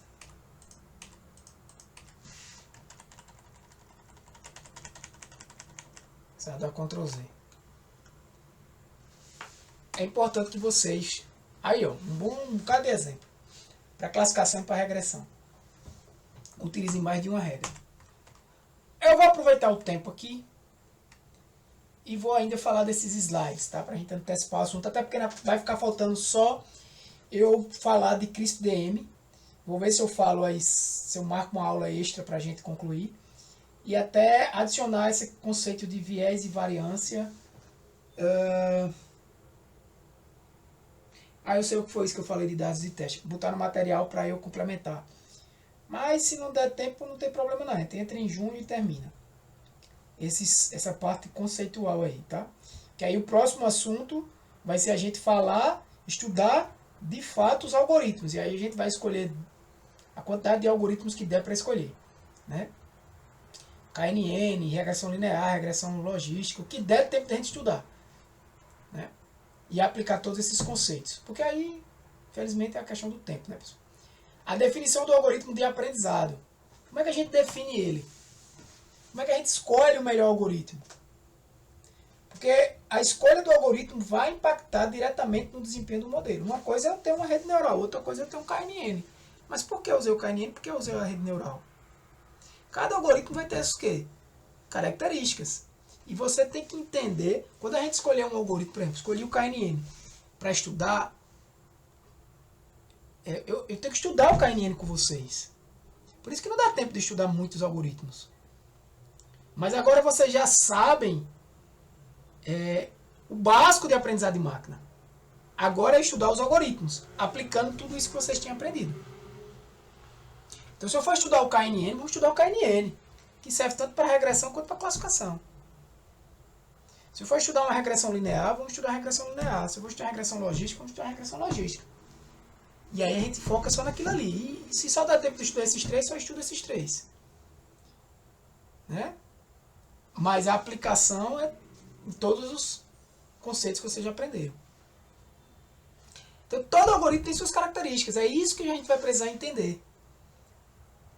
Para não chegar olhando para uns dados e aí eu começo por que algoritmo? Normalmente a gente começa pelos mais simples. Mais simples de rodar, mais rápido. Enfim, normalmente o KNN, o regressão logística, regressão linear. Porque, poxa, se esses caras resolverem, peraí, para que eu vou atrás de uma rede neural MLP, com não sei quantos neurônios, que demora pra caramba pra treinar? Não, pra quê? A interpretabilidade daquilo é difícil para explicar para a pessoa que vai usar. Por que meu modelo tomou aquela decisão? É quase que... Não é impossível não, porque existem bibliotecas de interpretabilidade que ajudam, mas você não explica perfeitamente. Então cada algoritmo possui características como... Quais são os dados? Né? Suposições sobre os dados que eu devo usar aquele algoritmo. Qual é a capacidade desse algoritmo ter de generalizar? A gente sabe muito bem que uma rede neural, em geral, generaliza muito melhor do que um KNN. Mas há situações que eu não preciso de uma rede neural. Aí eu preciso saber, aquele algoritmo é sensível a valores ruidosos, por exemplo, uma casa que tem lá na minha base de 10 milhões no meu treinamento. Será que aquela casa mexeu com as bases do meu algoritmo e, digamos assim, quer saber se o algoritmo é sensível a um ruído? Faz o seguinte, faz um exemplo, pega a tua base de treinamento, aí tu gera um boxplot ali, bem simples, um exemplo, um boxplot. Quem sabe o que é um boxplot, pesquisa aí depois. Quem está fazendo curso de estatística já sabe o que eu estou falando. Pega os dados ali que são fora da curva, os outliers, na variável de saída mesmo, do treinamento, e elimina, e treina o modelo. Agora pega aqueles dados que são dentro da curva, quer dizer, desculpa, pega todos os dados, e treina o modelo. Tu vai ter dois modelos, sem os outliers e com os outliers. Valida aquele primeiro modelo ali com validação cruzada, e valida o segundo modelo com validação cruzada. Se o desempenho dele varia, não vou nem dizer que cai, você olha se ele diminui o desempenho, mas olha também a variância das estimativas. Usa os mesmos dados. Aí tu vai validar. Aí a primeira casa, com esse modelo, qual foi a estimativa do valor? Foi essa casa, ele estimou em 330 mil reais. E quando eu gerei o modelo com o outlier, com as casas que tem lá de 10 milhões, qual foi o valor? Essa mesma casa ele estimou por 500 mil. Olha a diferença. Então, tu pode verificar, por exemplo, o desempenho, né? E qual o valor real dela. O valor real dela é 360 mil. Então, tu já está vendo que sem outlier ele foi mais próximo. Né? Verifica ali a diferença, né? Pega essas diferenças de estimativas e verifica,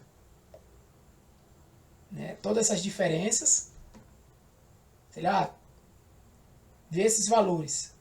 Se forem bem próximos ali de, vamos considerar, de zero, não vai ser próximo de zero, mas vamos lá, normaliza talvez esses dados, ou padroniza, né? Só para teste, né? Padroniza ali pode padronizar as estimativas do modelo sem outliers e padroniza também as estimativas de um modelo com outlier. E depois, para os mesmos dados, né? Verifica a diferença de valores ali, valores entre 0 e 1, ou entre menos 1 e 1. Vão ser valores mínimos, né? Porque vai estar padronizado ou normalizado. Se for perto de 0, é porque o modelo não mudou muito. O outlier não fez muita diferença ali. Então o teu algoritmo não é muito não é sensível ao outlier. Então tu vai dizer, não, eu não quero eliminar os outliers da minha base. Então eu quero manter os outliers. Normalmente a gente mantém mesmo. Eu quero manter porque eles são reais. Eles vão acontecer também no teste. Eu quero que o meu modelo esteja preparado para isso, para identificar quando é um outlier. Então o teu modelo ele não pode ser sensível a ruídos. Então se tu sabe que tem muito outlier ali, talvez um modelo sensível a ruído não vai estar bem. É complexo, mas a rede neural é complexa, galera. Muito complexo. É um bocado de peso que multiplica as variáveis de entrada, tudo normalizado. E esse resultado vai para uma função de ativação. A saída dessa função de ativação é a entrada de outro neurônio que vai multiplicar esse resultado por outro peso, que vai sair outra função de ativação. Meu amigo, o modelo pronto de uma rede neural é bem complexo para você explicar. Então você tem que olhar o quê? Não só a precisão. Eu costumo dizer o seguinte, qual é o melhor modelo? Valida, vê qual é o melhor.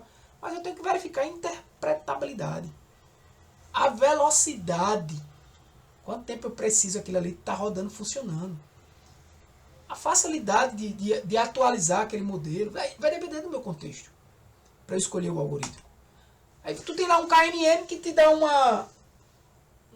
recall ali na taxa de evasão de 93%. Aí tu vem com um Ensemble, um Randall Forest que te dá 95%.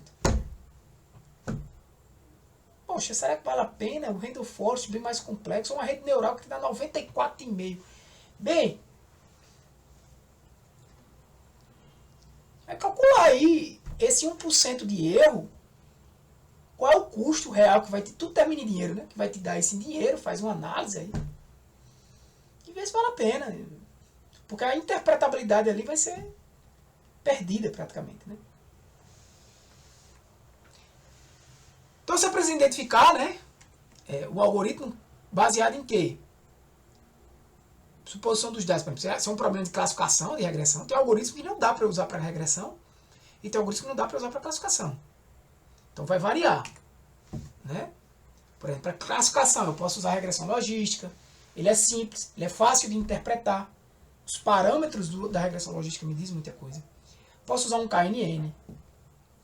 Uma árvore de decisão, uma árvore só não é difícil. É fácil de interpretar, porque a árvore é gerada lá. Eu posso imprimir a árvore, botar na parede lá e mostrar para o meu cliente, para o meu gestor. Ó, é assim que ele funciona. Ele vem nessa árvore e ele segue esse caminho aqui na árvore. Por maior que seja, ela é interpretável.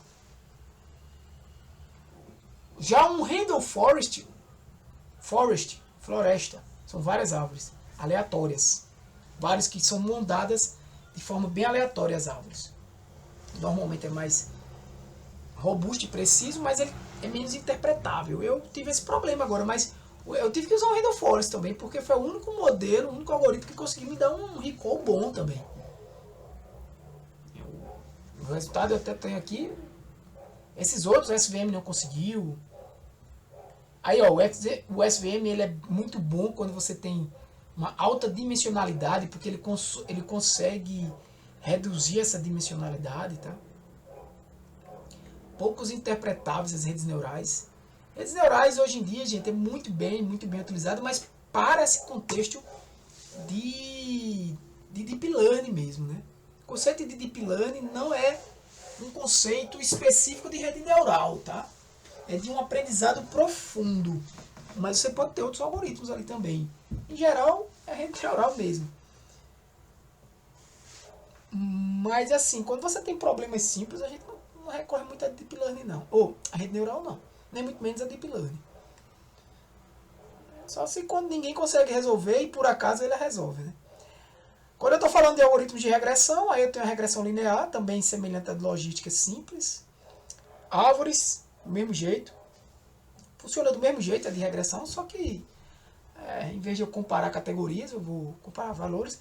Outra coisa, a árvore, eu não lembro se tá em algum desses slides aqui, nesse slide novo, mas a árvore ela tem uma vantagem em relação à variável dummies, por exemplo. Se você estiver usando um modelo de árvore, você não precisa criar variáveis dummies, não. Você pode, mas não precisa.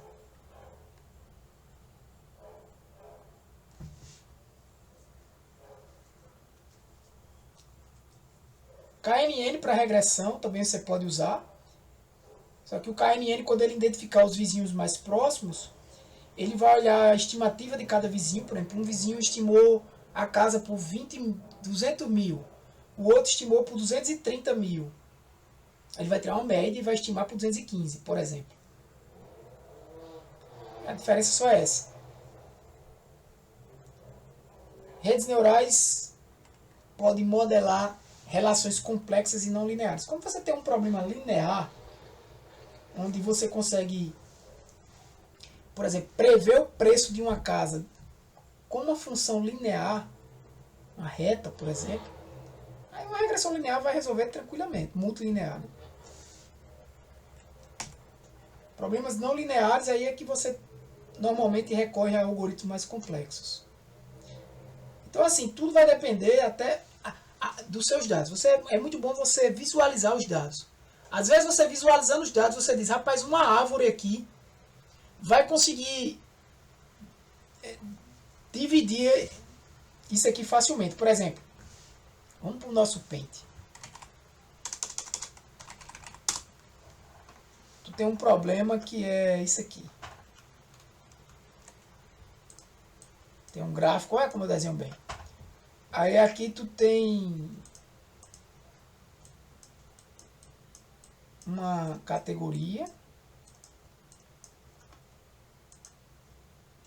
Aqui tu tem outra categoria, o azul.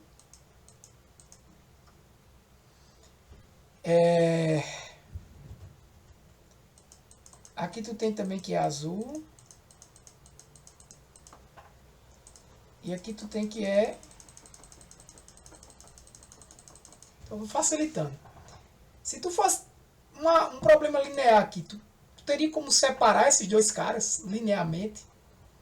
Se tu passar uma linha aqui, ó, não dá.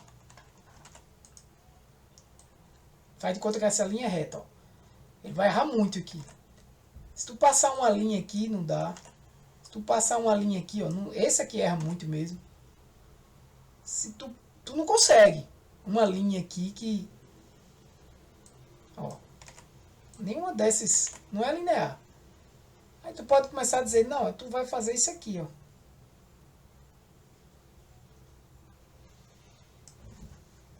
Pode até ser que dê certo, mas aí tu já não tem uma função linear, né? Consegue separar bem aqui. Então se tu olha para os teus dados e vê que tuas classes em x aqui e y, duas variáveis x e y, as duas classes estão divididas bem desse jeito visualmente, tu consegue isso aqui com uma árvore facilmente padronizar. Ele vai conseguir conhecer um padrão aqui. Qual é? X alto, Y baixo, X baixo, Y alto, eu vou ter a classe laranja. X baixo, Y alto, ou X baixo, Y baixo, eu vou ter a classe azul. Então ele consegue dividir isso aqui nesses quadrantes. E se tiver nesse quadrante, eu classifico como laranja. Pô, claro, gente. É claro que vai existir alguns erros aqui, né? Óbvio, bem pertinho aqui na fronteira de decisão. Vai ter alguns erros aqui, mas em geral é isso aqui. Então, você visualizar seus dados é uma técnica bacana. Então, o que é que você tem que levar em consideração? A interpretabilidade. Entender como o modelo decide. Interpretar o modelo. Por que ele tomou aquela decisão. Então, tem modelos que são fáceis de interpretar e tem modelos que são difíceis. Fáceis, regressão logística, KNN, difíceis. Random Forest, redes neurais, SVM, são mais difíceis. Escalabilidade, capacidade de lidar com grande volume de dados. Né? Então o modelo ele consegue, eu vou aumentando a quantidade de dados, ele consegue manter-se ali escalável, ele consegue manter-se bem ali naquela grande quantidade de dados. Veja, o KNN, por exemplo, ele memoriza toda a base de treinamento. Se tu tiver uma base de treinamento enorme e vai validar, testar lá a base de teste, testar os dados de teste, meu amigo, tu vai consumir uma memória gigantesca, porque ele memoriza todo mundo. Ele tem esse grande problema aí. Memoriza, para poder tomar a decisão, ele decora todo mundo do treinamento. Por mais que ele mude lá o valor de K, mas ele precisa de todos os dados de treinamento para ele tomar uma decisão no teste. Então, veja se o seu modelo é robusto, o seu algoritmo é robusto a ruídos. Alguns são, outros não, como eu falei. Tem alguns algoritmos que são, outros não. E se você tem muito ruídos nos seus dados, ideal que você não escolha um modelo que é sensível a ruídos, né? Que varia bastante. Eu já sei que ele varia bastante os resultados, porque tem estudos que mostram isso. E eu já sei disso, eu estudei e já sei disso. Né? Então, quando a gente for estudar um algoritmo, a gente vai estudar essas características desse algoritmo. Vai estudar os hiperparâmetros dele. E para a gente usar todos esses conceitos que a gente aprende. Por mais que a gente estude um modelo, gente, se estudar um algoritmo, tá bom. Que a ideia desse curso é te dar essa noção. Mas a gente vai estudar mais de um. Certo? Tempo de treinamento, por exemplo. Eu preciso de respostas rápidas. O meu treinamento tem que ser rápido. Eu tenho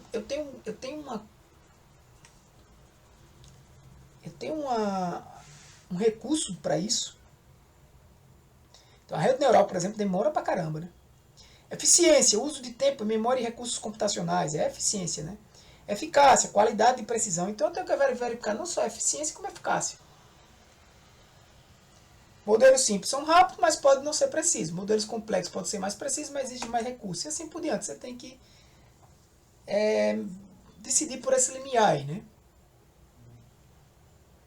Você tem que analisar o custo que você vai ter, dispositivos móveis, processamento em tempo real. Você tem muitos dados, então, será que o ganho de precisão que você tem compensa o seu custo computacional? Né? Então, tudo isso tem que ser analisado e avaliado. Então, não existe um algoritmo que é o melhor de todos. A escolha deve considerar a característica dos dados, objetivos do projeto, recursos disponíveis. Né? Então, testar diferentes modelos e utilizar a validação cruzada é essencial. Mas não dá para você testar todo mundo e escolher o que é melhor, porque aí você também está olhando só a eficácia. E a eficiência dele foi boa? Quanto tempo eu gastei para aquele modelo? Se às vezes aí tem que olhar teu contexto. Se o tempo não é nada preocupante, cara, só quero saber se está eficaz. O tempo para mim é o de menos. Depende do seu contexto. Para outro contexto, não. O tempo para mim é muito importante. Eu não posso passar um dia treinando um modelo, não. Entendeu? Então você tem que buscar o equilíbrio entre a interpretabilidade, o desempenho e o custo computacional. Beleza, galera? Agora sim, terminamos. Fica faltando agora, pessoal, ó, só o 15, o CRISP-DM, que aí a gente vai fazer rapidinho. É meio que fala de muita coisa que a gente já falou. E aí a gente vai escolher um algoritmo para estudar. E depois que a gente estudar esse algoritmo, a gente vai aplicar esses conceitos lá no ECA, né? Eu vou deixar essa parte do ECA realmente para o final, tá? Eu quero estudar o algoritmo, eu quero estudar pelo menos 2 algoritmos. Nem que a gente vai estudar um algoritmo no ECA, aí a gente vai para ele. Tá? Por exemplo, eu aqui com o ECA aberto.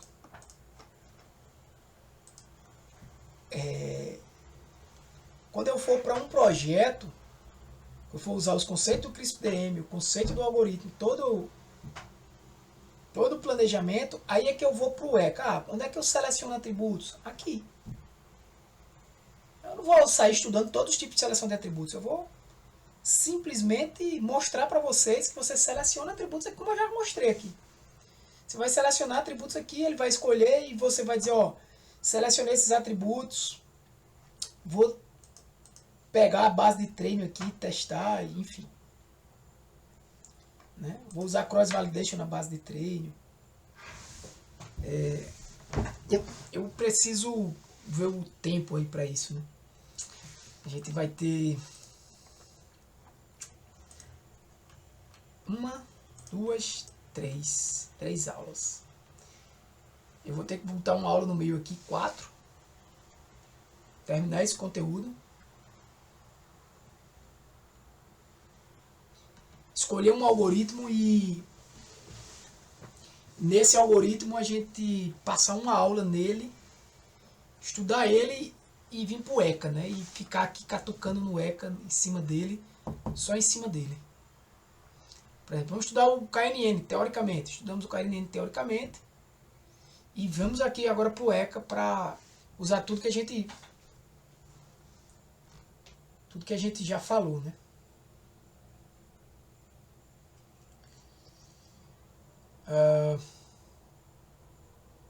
Vou ver a melhor forma de fazer isso. Nem que na próxima aula eu consiga falar do CRISP-DM e esse geralzão e o ECA, né? Porque aí na aula seguinte a gente escolhe um algoritmo, estuda esse algoritmo e vem aqui pro ECA praticar ele. E aí a gente começa a pegar uma base de dados e ficar treinando ela aqui, né? Vamos ver se a gente consegue fazer isso. Vamos seguir essa linha aqui. Próximo, falar das interfaces do ECA, formatos de arquivo. Beleza. Vamos ver se na próxima aula a gente consegue isso aqui. Marcar aí com vocês. Mas vamos para cá.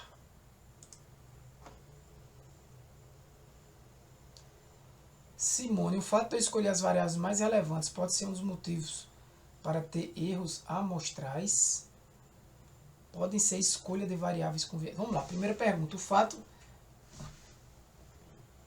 Não entendi bem tua pergunta, Simone. Não sei se ainda está aí. Acho que Simone... Ah, ela saiu.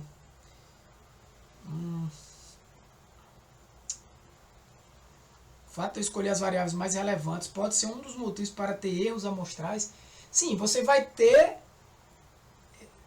no aprendizado de máquina aqui, normalmente você vai ter erros amostrais. Esses erros são erros amostrais, né? Que você vai ter. Erros de uma amostra, digamos assim, de avaliação. Se você repetir essa avaliação N vezes, você vai ter N erros amostrais, né? Você vai ter N média de erros amostrais. Mas seria isso. Quando vocês tiverem isso aí, gente, fala na aula. Fala aqui, professor, eu vou ter que sair e tal, tira minha dúvida, pra, né? Podem ser escolhas de variáveis com viés. Aí não entendi bem, mas... Se você escolher uma variável com um viés... Como assim? Um viés que dá sempre um resultado. Ficou bem claro aí nessas duas perguntas, não. Alguém mais quer fazer comentários?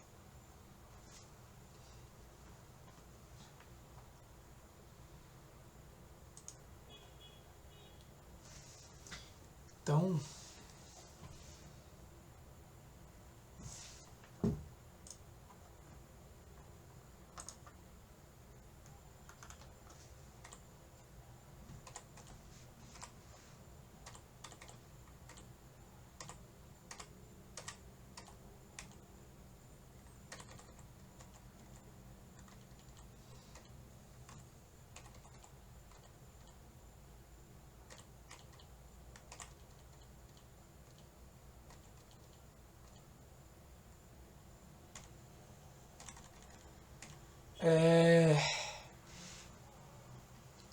bora lá, galera. Tirar um print aqui. Eita, o...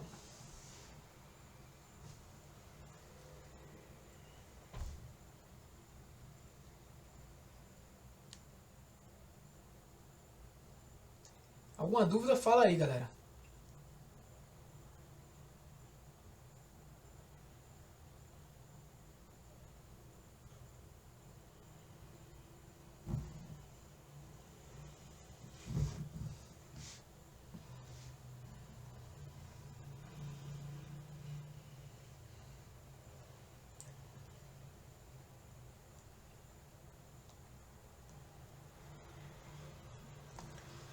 Então, beleza.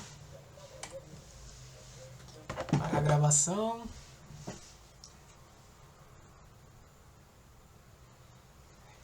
E perguntar a vocês. Tudo em ordem, né?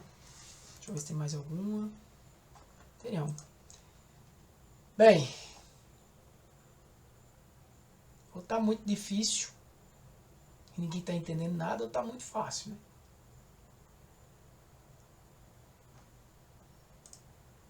Façam comentários aí, tá, galera? Pra eu poder ter um entendimento aí de vocês. Vocês estão aí ou tá todo mundo dormindo já? Mas beleza.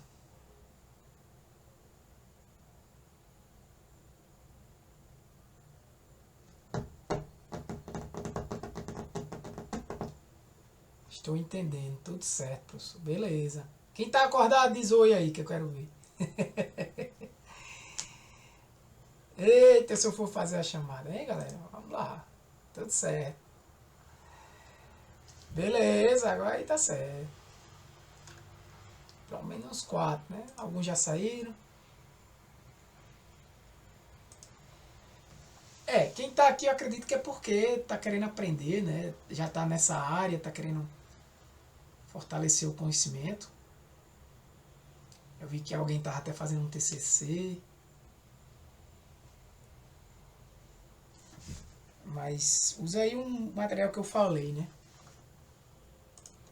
Como referência, tá? Eu tenho um livro de aprendizado de marketing em PDF aqui. Se alguém quiser, pede, eu envio, não tem problema nenhum. Não tô vendendo, né? Tô doando. Mas então beleza, pessoal. Vou parar aqui, tá? A gravação.